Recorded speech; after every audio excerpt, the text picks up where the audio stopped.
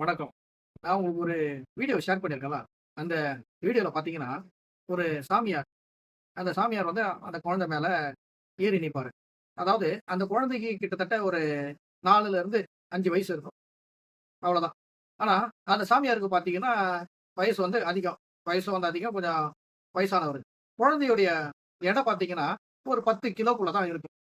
அந்த சாமியாரோட எடை ஒரு 60, 70 கிலோக்கு மேல இருக்கும். அந்த சாமியாரு என்ன பண்றாருன்னா, இந்த குழந்தை மேல ஏறி நிக்கிறாரு. ஏறி நின்னு, அதுக்கப்புறம் கீழ இறங்குறாரு. அந்த குழந்தைக்கு எதுவுமே ஆவலன்னு சொல்ட்டு அவரு காட்டுறாரு. நான் சொல்றேன், ஏன் இது மாரி பண்ணணும் முதல்ல? மதத்த பின்பற்றவங்க வந்து எந்த மதத்தையும் பத்தி நான் குறை சொல்லல. அல்லது மத வழிபாடுகள பத்தி நான் எதுவுமே குறை சொல்லல. நான் பேசப் போறது என்னன்னு பார்த்தீங்கன்னா, குழந்தைகளுக்கு எதிரான அநீதிகள், குழந்தைக்கு எதிரான குற்றங்கள். இந்த குற்றங்கள் பார்த்தீங்கன்னா, தண்டனைக்குரிய குற்றம். அதாவது எந்த ஒரு குழந்தையும் துன்புறுத்துறது பார்த்தீங்கன்னா, இந்திய சட்டத்தின்படி பார்த்தீங்கன்னா, தண்டனைக்குரிய குற்றம். மதத்தின் பேராலோ அல்லது வேறு வழிகளிலோ குழந்தைய வந்து துன்புறுத்தினா, ஜுனைல் ஜஸ்டிஸ் ஆக்ட் அதாவது ஜுனைல் ஜஸ்டிஸ் ஆக்ட்ல 75 செக்ஷன் இதுல பாத்தீங்கன்னா, அதன்படி உரிய நடவடிக்கை வந்து எடுக்கலாம். க்ரூயல்டி அதாவது குழந்தைய மிகவும் கொடுமைப்படுத்துறது, அவங்களுடைய உயிருக்கு வந்து ஆபத்து விளைவிக்கிறது, இது மாரி பிரிவுகள்லாம் இருக்குது. அந்த பிரிவுகளின் கீழ வந்து வழக்கு பதிவு செய்யலாம். மதத்த பின்பற்ற சாமியார்களா இருந்தாலும் சரி, அல்லது யாரா இருந்தாலும் சரி, மதம் வந்து மதத்தோட இருக்கணும். ஒரு மதம் ஒரு மனிதன மிருகமாக்கிடக் கூடாது.